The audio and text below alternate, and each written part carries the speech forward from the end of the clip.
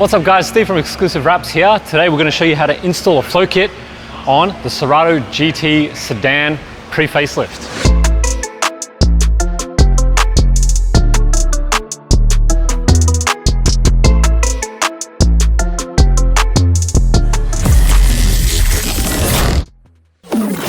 Alrighty, so the tools you're going to need to install the rear spats and winglets are a drill, an 8mm drill bit, flathead screwdriver, a 4mm Torx bit or a 4mm Allen key, and a 10mm ratchet spanner. You can also use a 10mm socket, but this is going to make your life a lot easier.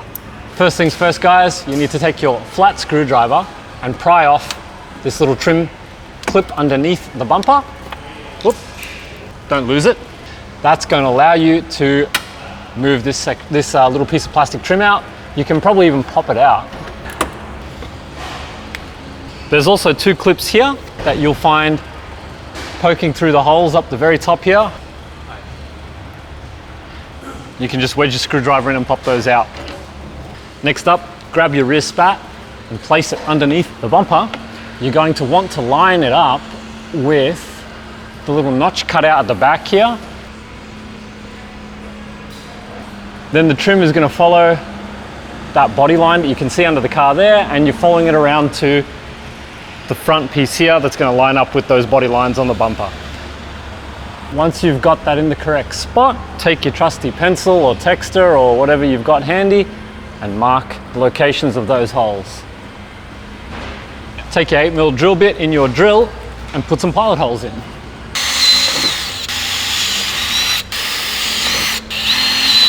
Next up, you want to break open your bag of nuts, bolts and washers.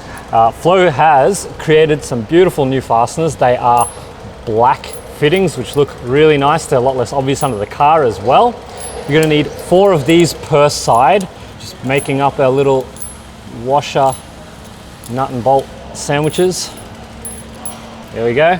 Now, if you've optioned the additional winglets, you're going to need to install them at the same time. As you can see, 3 of these holes line up with 3 of those holes. They're going to go underneath like that. First thing you're going to want to do, take one of your nut and washer combos.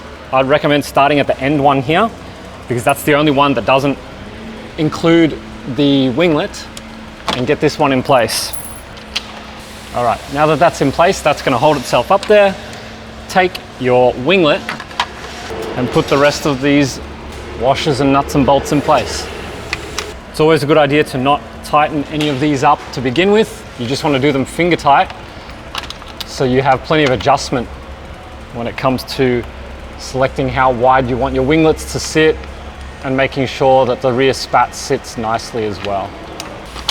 Righty, lastly, take your 10mm ratchet spanner and your 4mm Allen key or Allen screwdriver, whatever you want to call it, and tighten those up.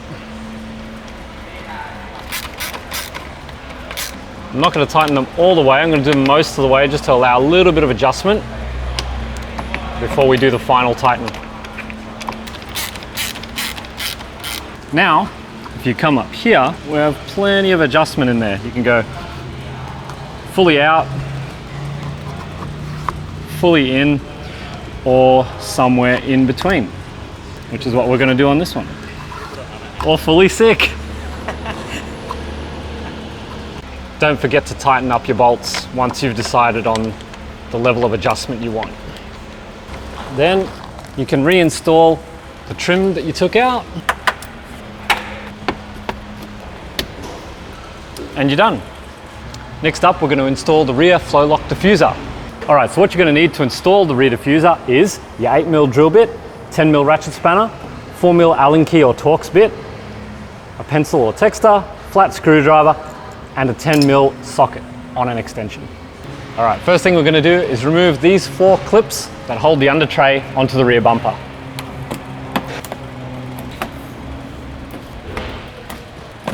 Next, you're going to want to take your 10mm socket and undo the 2 bolts that hold the remainder of the under tray in place.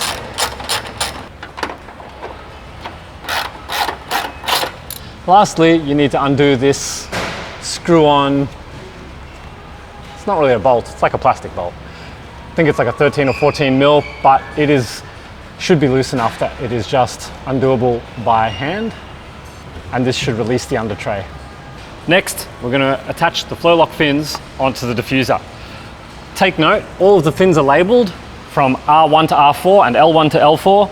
Make sure you put them in the correct spot because they are a little bit difficult to remove if you do get them in place.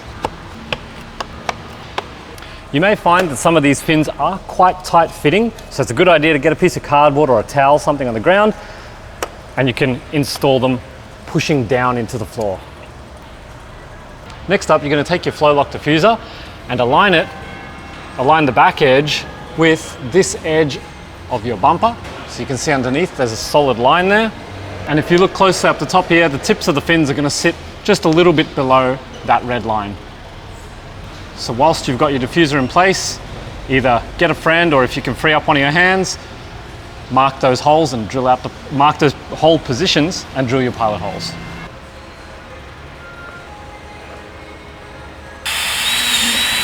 Oh, the rust. Whatever will we do? Oh, rust. Oh my God, your car is slow now. It doesn't even do anything. Lastly, take your nut and bolt and washer combos and bolt them in place. And then finally we reinstall the rear diffuser.